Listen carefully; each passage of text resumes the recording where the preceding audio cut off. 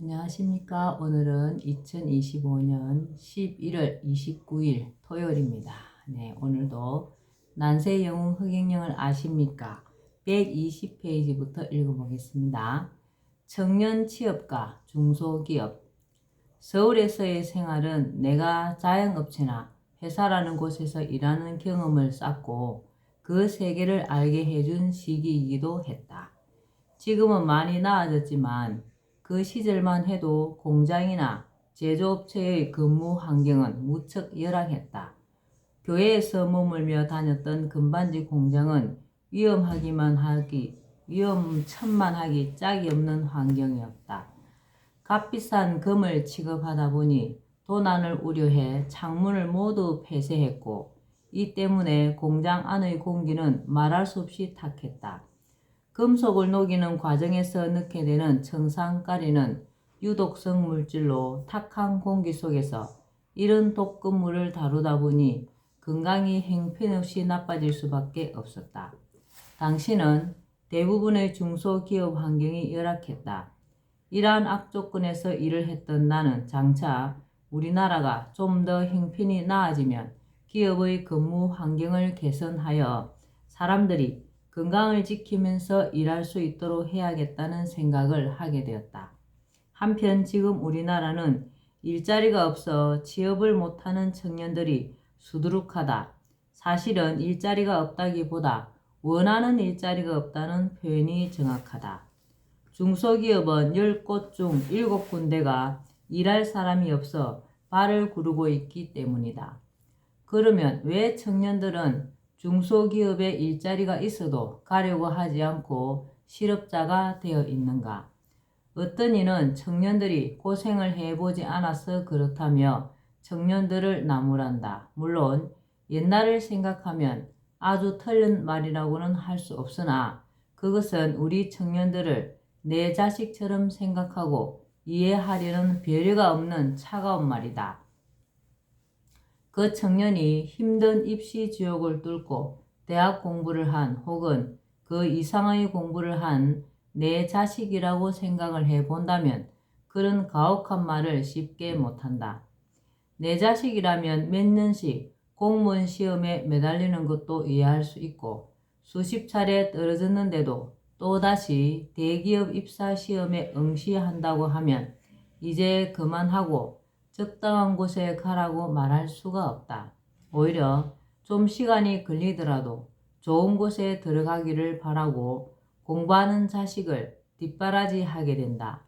따라서 청년 취업 문제는 차가운 논리와 합리성으로만 접근할 것이 아니라 청년들을 내 자식처럼 잘 되기를 바라는 따뜻한 시각으로 해결책을 모색하는 것이 필요하다. 그러면 왜 청년들이 중소기업의 많은 일자리를 마다하고 대기업을 선호하는가에 대해 생각할 필요가 있다. 첫째는 임금 격차가 너무 크기 때문이다. 비슷한 학력과 스펙을 가졌는데 대기업에 들어간 친구는 고임금에 여러가지 복지 혜택을 받지만 자신은 급여도 적고 복지 혜택도 별로 없는 중소기업에 들어가려고 하니 자존심이 허락하지 않는 것이다. 게다가 중소기업은 대기업에 비해 브랜드 이미지나 인지도도 낮다. 한마디로 중소기업에 다니는 것은 폼이 나지 않는다. 괜히 대기업에 다니는 또래 친구를 보면 주눅이 들고 남자의 경우 여자들도 중소기업에 다니는 남자를 선호하지 않으니 결혼 상대를 찾을 때도 심리적으로 위축된다. 당장은 그렇더라도 장래성이라도 있어야 하는데 아무리 봐도 그럴 것 같지도 않다고 생각된다. 이런 이유들 때문에 중소기업의 일자리가 남아돌아도 청년들이 선뜻 마음을 내지 못한다고 봐야 한다.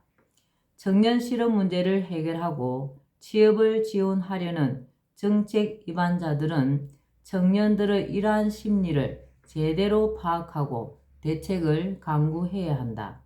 청년들을 중소기업에 들어가게 하려면 중소기업 취업 시 만족스러울 정도의 혜택을 주고 장래성이 보장되도록 해주어야 한다.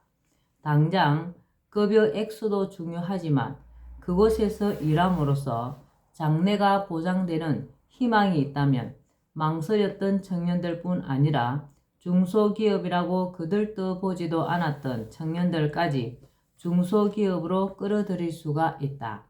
나는 중소기업과 청년들의 입장을 생각하며 그들을 따뜻하게 바라보는 시각에서 중소기업의 구인난을 해소하고 청년들의 중소기업 취업을 촉진하기 위해서는 다음과 같은 방안이 좋다고 생각한다. 즉, 중소기업에 취업하는 청년들에게 국가에서 몇 년 동안 매월 100만 원 정도를 직접 지원하고 거기서 2, 3년을 더 근무한 사람들이 이후 자신의 사업을 꿈꾸는 경우 무담보, 무보정, 무이자로 3억 원 정도를 창업지원금으로 지원하는 방안이다.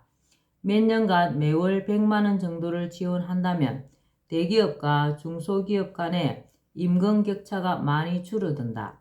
국가지원 기간 후에는 국가지원금은 없지만 그동안 임금 인상도 있고 2, 3년 정도 더 근무하면 창업자금을 지원받을 수 있다는 희망으로 더 일하는 사람이 상당할 것으로 본다. 물론 퇴직하지 않고 계속 근무할 자도 없지 않을 것인데 회사 내에서는 관리자의 직책 정도를 가질 수 있는 연차이다. 이 정도라면 청년들을 중소기업으로 끌어들일 수 있는 충분한 조건이 될 수 있다. 이러한 방안이 추진되면 청년 실업 문제뿐 아니라 중소기업의 인력난도 상당히 해소될 것으로 기대할 수 있다.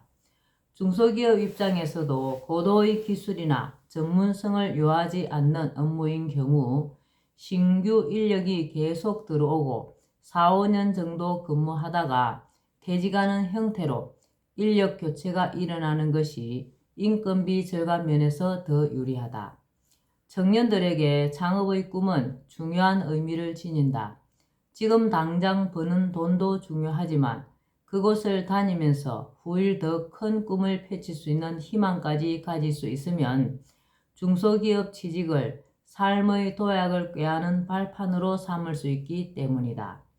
대기업에 취직한 경우와 비교를 해보아도 대기업의 경우 처음 입사했을 때는 좋지만 점차 승진 스트레스를 받다가 나이가 들면 퇴직을 해야 한다. 그런데 퇴직 후 창업을 하고 싶은 경우 사업성 있는 아이템이 있어야만 창업 자금을 대출받을 수 있다. 대기업에 다닌 것은 창업 지원 면에서는 아무런 이점이 없다. 전적으로 자신의 힘으로 창업 자금을 구해야 한다. 그런데 나의 방안에 따르면 중소기업에 일정 기간을 근무한 사람은 창업 자금으로 무담보, 무보정, 무이자로 3억 원까지 지원을 받을 수 있으니 비록 월급은 대기업보다 조금 적어도 미래에 하고 싶은 일을 할 수 있는 보장이 생긴다. 급여가 적어서 근무 환경이 나빠서 혹은 폼이 안 나고 자존심이 상해서 기피했던 중소기업을 기피할 이유가 없게 된다. 청년 취업과 중소기업의 인력난 해결이라는 두 마리 토끼를 다 잡는 길이 바로 따뜻한 사랑의 마음으로 다가간 내가 제시하는 방안과 같은 것이라고 생각한다. 남의 부모라고 도와주지 않을 테냐? 이병철 회장의 양아들이 되다.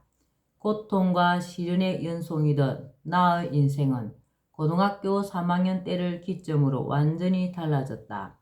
달라져도 너무 급격히 달라졌기에 나는 그러한 변화를 인간의 관점으로서는 이해하기 어렵다고 생각한다. 그것은 하나의 드라마틱한 비상이었으며 삶의 조건이 극적으로 완전히 반전된 일이었다. 바로 우리나라 최고 재벌 이병철 회장을 만남으로써 그분의 양아들이 되어 더 이상 공부와 일을 병행하는 고달픈 생활을 하지 않아도 되었을 뿐만 아니라 굴지의 기업 회장에게 기업 경영을 조언하며 나아가 박정희 대통령의 비선정책 보좌 역으로서 국가 경영을 조언하는 데까지 이르게 되었기 때문이다. 이전의 나의 책에서 이러한 일들에 대해 소개를 했을 때 이를 믿지 않는 사람이 적지 않았으며 사정은 지금도 마찬가지라고 생각한다. 그도 그럴 것이 그것은 상식적으로는 도저히 일어나기 힘든 기적 같은 일이기 때문이다. 어느 날 한참 천막 속에서 잠을 자고 있는데 갑자기 얼굴에 차가운 것이 계속 떨어져서 눈을 떴다. 나를 보호해주던 천막이 사라지고 내가 눈보라 속에서 그대로 눈을 맞고 누워있는 게 아닌가. 심한 눈보라에 천막이 날아가 버린 것이었다. 눈보라로 눈을 뜨기도 어려운 한밤중에 천막을 찾느라 이리저리 돌아다니다가 그만 바위 언덕에서 미끄러져 아래에 있는 판잣집의 화장실 위로 굴러떨어지고 말았다. 아차할 시간도 없이 오른쪽 다리가 부러지고 말았다. 한 달간 등교는 고사하고 꼼짝도 못한 채 싸늘한 눈을 먹으며 천막 속에서 다리가 나을 때를 기다렸다. 나는 누워서 내 미래를 그려보았다. 어린 시절 탁발성은 내게 세상을 이끌 지도자가 될 것이라고 했고 아버지도 세상을 편안히 하는 지도자가 되라는 기대를 담아 내 이름을 지어주었다. 나도 어느 날부터 내가 누구이며 왜 이 고생을 하며 여기에 서 있는가를 알고 있었다. 그래서 나는 그 사명을 이룰 수 있는 준비를 해야 한다고 생각하고 세상의 학문과 사상과 종교를 샅샅이 공부해왔다. 친구들이 담배를 피워도 한 번도 담배를 피워본 적이 없고 술도 한 번 입에 대어 본 적이 없었다. 항상 어머니 무덤에서 가져온 흙을 보면서 마음을 다잡고 공부에 전념하면서 꿈을 이루려는 사명감에 차 있었다. 살아가야 하고 학비를 마련해야 했으므로 낮에는 일을 하고 저녁이면 학교에 가서 공부를 했고 그 사이의 약간의 틈도 허비하지 않고 책을 읽었다. 내 머릿속에는 세상의 모든 종교와 철학과 사상, 정치와 경제, 세계 정세까지 정리가 되어가고 있었다. 한 번 본 것은 그대로 머리에 입력이 되어 머릿속에서 자동으로 분석되고 이전 것과 통합되어 저장되었다. 50여 년도 더 지난 지금도 나는 초등학교 시절부터 공부했던 한문책과 불교나 기독교의 경전의 내용, 학교에서 배우고 때로 독학으로 공부했던 정치와 경제, 사상 등에 대한 내용을 거의 다 기억하고 있다. 또 누나가 읽어주던 수많은 시와 버스 안에서 들었던 흘러간 노래들도 거의 그대로 기억하고 있다. 한 달이 지나 다리뼈가 붓고 걸을 만해지자 나는 마을로 내려갔다. 판자촌에서 부업으로 실내용 슬리퍼를 만들어 파는 집이 있었다. 그 집의 주인이 비쩍 마른 몸으로 눈이 퀭하여 내려오는 나를 보더니 슬리퍼 10켤레를 내밀며 팔아서 다시 학교에 가라고 하였다. 나는 고맙다는 인사를 하고 그것을 받아 책가방에 넣고 실내용 슬리퍼를 신을 만한 동네를 물색하다가 장충동으로 갔다. 거기서 어느 집 대문 앞에 앉아서 책을 보며 대문이 열리기를 기다리고 있는데 어느 순간 대문이 열렸다. 대문 안을 바라보니 처음 보는 고급 승용차 한 대가 서 있고 운전기사인 듯한 남자가 나를 등지고 서서 열린 차문을 붙들고 있었다. 열린 차문 안으로는 아주머니가 걸터앉아 신발을 갈아 신고 있었고 중년쯤 되어 보이는 다른 남자는 내가 있는 대문 쪽을 보고 있었다. 나는 책가방에서 슬리퍼 하나를 꺼내 들고 얼른 모자를 벗으며 쏜살같이 달려가 나를 향해 서 있는 어른에게 슬리퍼를 보이며 말했다. 저는 고등학생인데 이 슬리퍼를 다 팔아야 학교에 갈 수 있습니다. 제게 공부할 시간을 좀 주십시오. 꼭 은혜는 잊지 않겠습니다. 그러자 그 어른은 내 얼굴을 유심히 바라보더니 내 손을 붙들고는 잠시 들어가서 이야기를 좀 하자고 했다. 그러고는 신발을 갈아 신고 있던 아주머니에게 여보, 오늘 외출은 취소하고 방에 좀 들어갑시다 라고 했다. 외출하려던 것을 그만두고 나를 끌다시피 하여 방으로 들어간 어른은 집안일을 해주는 아주머니들을 부르더니 밥상을 차려오라고 했다. 그때는 몰랐지만 그 어른이 바로 우리나라 최고 재벌 기업 삼성의 창업자 고 이병철 회장님이었고 신발을 갈아 신고 있던 아주머니는 그분의 부인이었다. 밥상이 차려져 나오자 그분은 밥을 갑자기 먹으면 목이 막힐 수 있으니 달걀 후라이부터 먹으라는 등 세심하게 배려를 하시며 내가 밥 먹는 것을 지켜보셨다.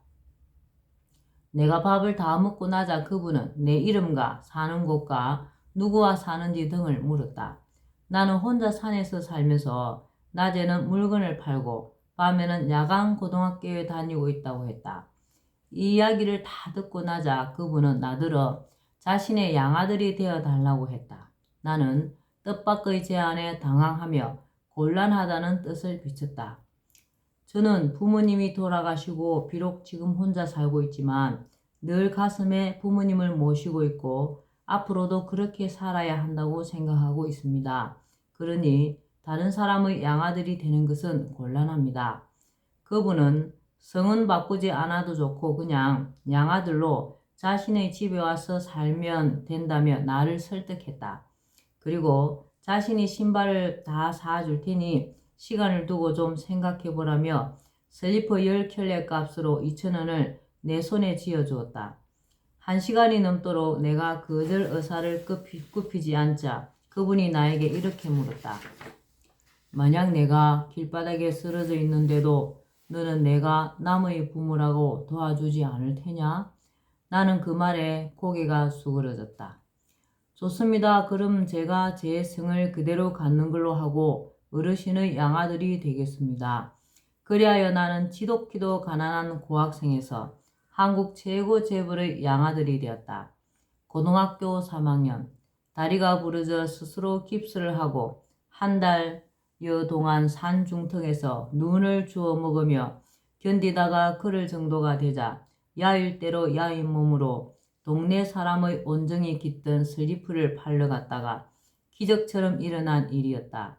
내 나이 19살 때였다.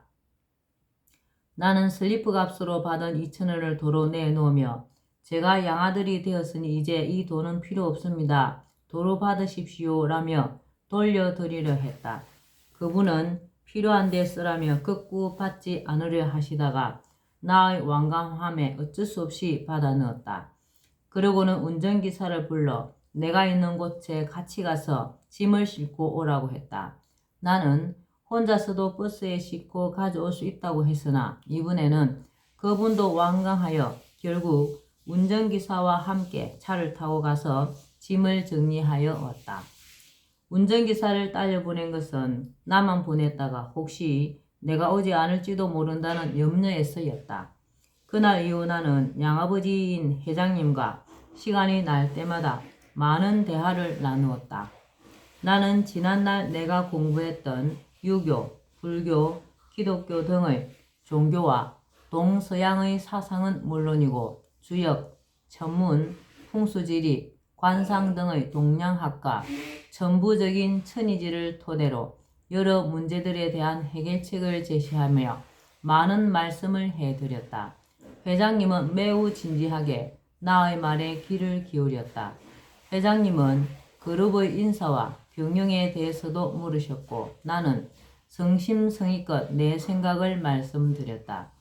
근로자와 관리자 간에 수시로 근로관리자 회의를 열어서 노사가 함께 기업을 이끌고 기업은 근로자에게 최상의 대우를 하여 기업에 대해 근로자들이 충정과 주인의식을 갖고 회사 일을 할 수 있게 해야 기업이 갈등 없이 더욱 발전해 갈 수 있다는 것과 또 신입사원을 채용할 때 중요하게 고려해야 할 사항 등 12가지 회사 경영 비결, 미래 유망 사업인 반도체 사업을 추진할 것 등을 말씀드렸다. 회장님은 내 말을 신뢰하고 실제 적용하여 아주 좋은 성과를 얻었고 이로 인해 나는 양아버지로부터 더욱 큰 신뢰를 얻게 되었다. 예, 오늘은 여기까지만 읽겠습니다. 오늘도 흑영령을 많이 부르고 알려서 하늘의 복을 짓는 행복하고 뜻깊은 하루 되시기 바랍니다. 감사합니다. 흑영령, 흑영령, 흑영령.